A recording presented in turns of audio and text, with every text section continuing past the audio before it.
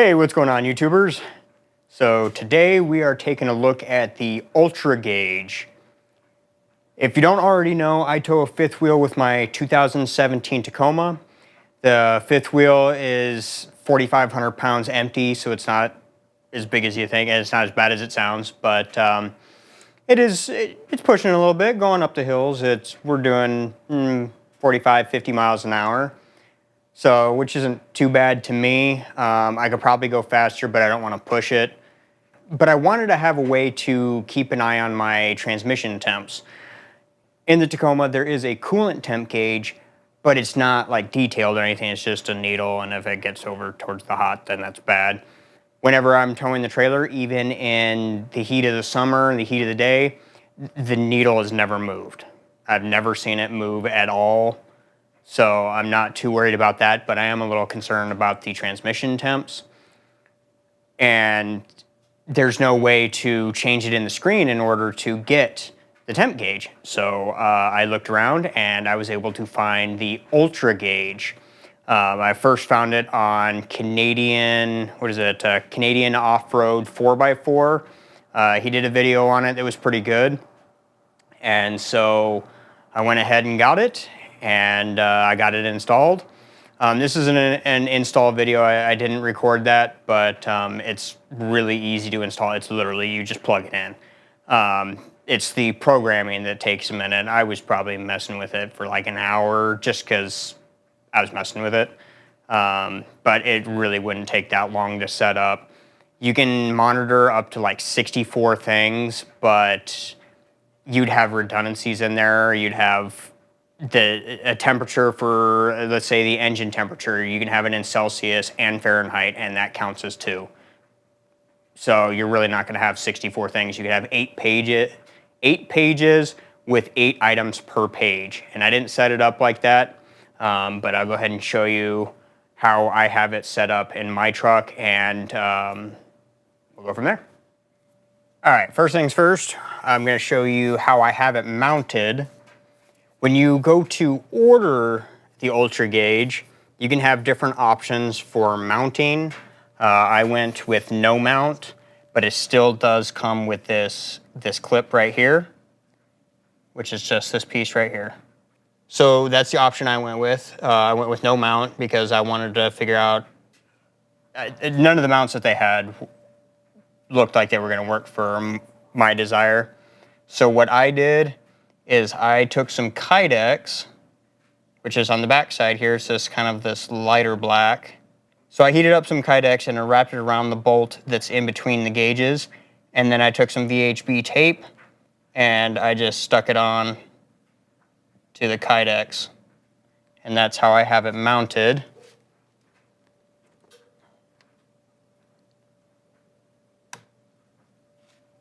And that's the way that it looks when it's clipped into the mount. It stays still, it doesn't move anywhere, and then the wire runs up and it runs the same route and direction that the wiring and air lines do for the gauges. And then it runs down below the dash and plugs into the OBD2 port. So this is how I have the screen set up on mine. I just went with 6. Because with 6, you have these dividing lines, this one that goes across the top and then down the middle. With 8, I don't believe there's any dividing lines at all, and you just have, and they're all the same size. So you have 4 going down this side and then 4 going down that side. So I didn't really care for the 8 setup. I preferred the 6, and it has all of the important stuff that I want to see anyway. Which is the transmission pan temperature, the transmission torque temperature, and the engine temperature. The intake temperatures, I like seeing the exhaust temperature, engine load. That's just because I couldn't think of anything else that I really wanted to have on this screen. So right now you can see that obviously the temps are low because I haven't been driving it today.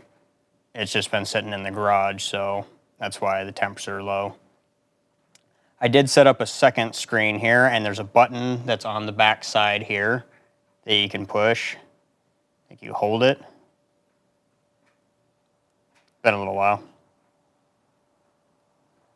Okay, maybe not. Oh, maybe it's the bottom one. There it goes. So yeah, it is the bottom one. It's been a while since I've switched it because I don't really want to.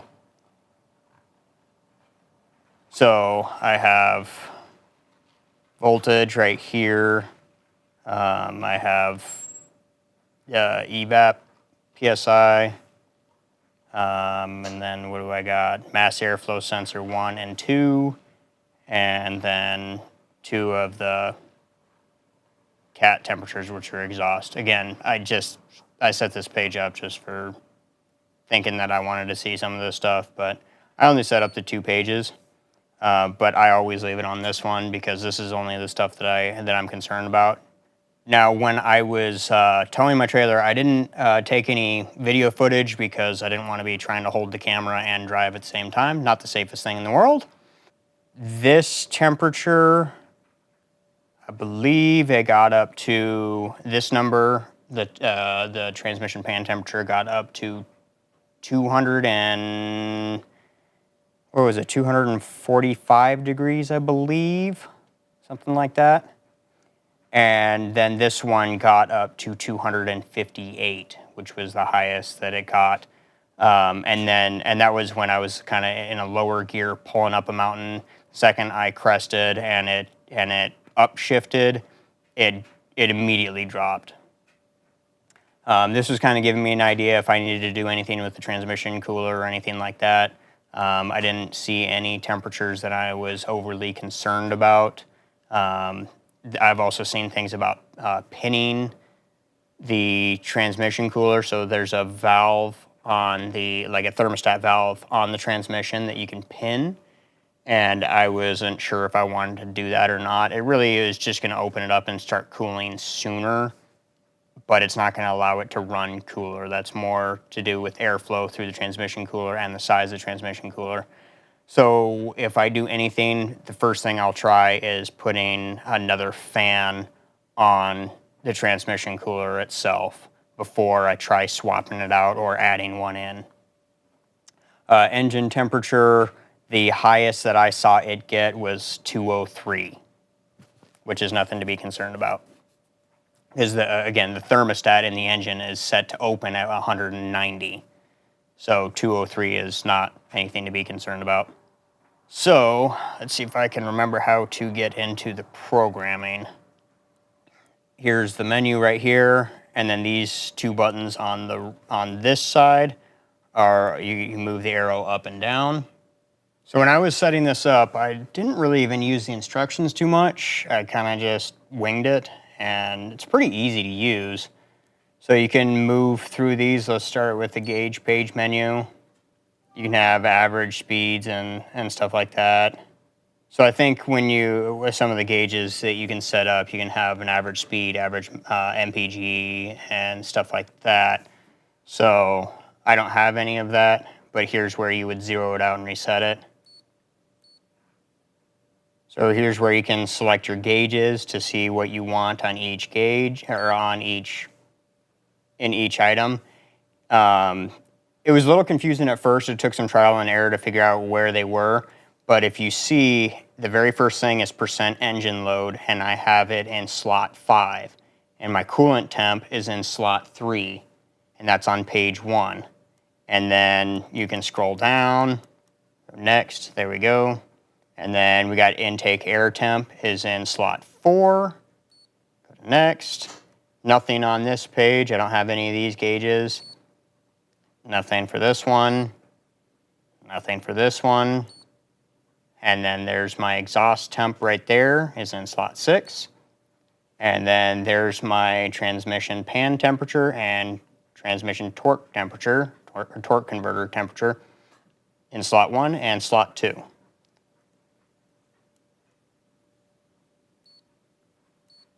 Kind of gives you an idea of how to set that up. And you, again, you can go and you can set them for each page. I just have, again, I only have page 1 and 2 set up. And page settings, page display format. And you see how many gauges that you can put in there. 6, 6, 6, and then these have 8. And then you can have it automatically change the pages and stuff like that. I don't, because I just have the one page. Okay, so this is something that you're going to need to know if you're looking at getting the Ultra Gauge for your 3rd gen Tacoma. Mine's a 2017, so it's a 3rd gen. I'm sure a lot of you have these questions. So you're gonna, if you want the transmission temperature gauges like I have, the top 2, you're going to need to reprogram it. So what you're gonna do is you're gonna come to this menu and you're gonna go M gauge setup. And you're gonna select that. And you see all of these codings in here, and you're gonna see the abbreviation. So this is kph, evap, and you're gonna look to see where it finds, where it says that your transmissions. So for me, it's 4 and 5. So in 4, you can also change these abbreviations, transpan or transtorque. You can name that whatever you want. But I think it's limited to like 3 or 4 digits or something like that for each one, for each abbreviation. But you're going to want to change this T data number right here, and you're going to want to make sure that each one of these numbers match. And it all looks like this. So you're going to be able to, so if you select it, 4 stops flashing, I can cycle through it, and then I can change each digit one by one. Or I guess when you get to the T data, it groups them in pairs, but it's super easy to program.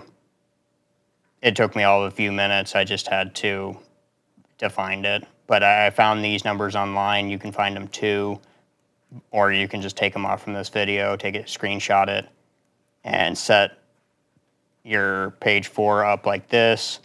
And I'll go to page 5 so that you can get all the numbers off from that as well. But this is how you would program it for a 3rd gen Tacoma. So I go over to exit. Actually, no, I want to go back over to this one.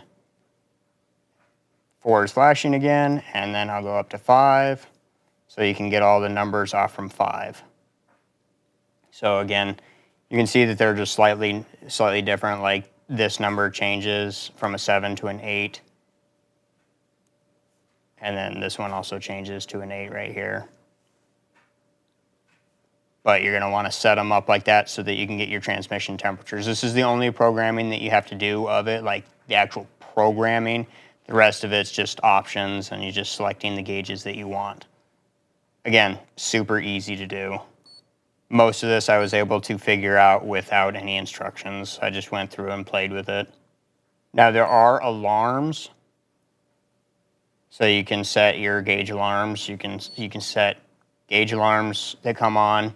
I have one for a high coolant temp.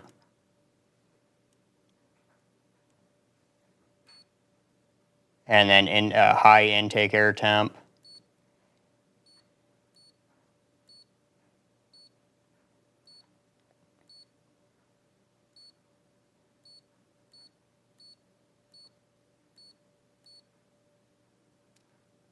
And then a high ultra gauge temperature. And I've had that go off several times last summer because in Phoenix, it gets quite hot. And when I've gotten in the truck, it's registered like 147 degrees on the ultra gauge. So it sounded the alarm at me.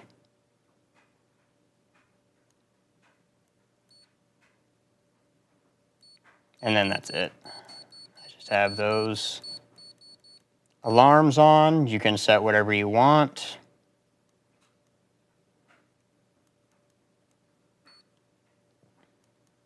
I believe it'll even display some trouble codes. Yeah, it'll if your check engine light comes on, you can even get your trouble codes on here. So that's nice.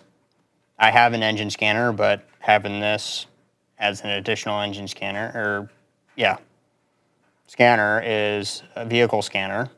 That's nice that you can just grab them from right there. Most likely you'll still have to look up the codes to see what they mean. But yeah, it's that easy.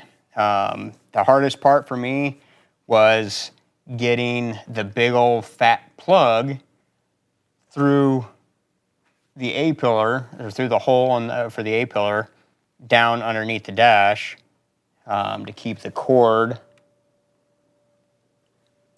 tucked, or at least running back there, so that it's nice and tidy.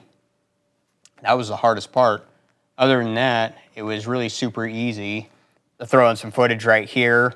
This was just driving home from work. It was hot. I didn't work too far.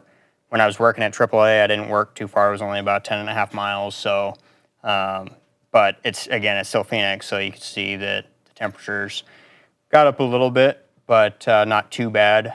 It was, they obviously got higher when I was towing my trailer, but well, that does it for the Ultra Gauge for the Tacoma. I know you can get them for a lot of other vehicles too. It does work on the 3rd gen Tacomas. I believe it also works on the 2nd gen and 1st gen. And that's how I keep track of my transmission temperatures while I'm towing my 5th wheel. I like it, and if you're thinking about buying it, go ahead and buy it. It does take a little bit of programming, but it's really easy to do.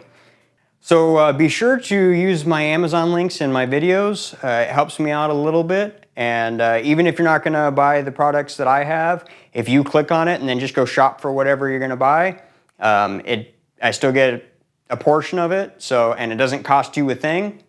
It helps me out a little bit. So yeah, don't forget to like, subscribe, and share for more I Can Do It Myself videos.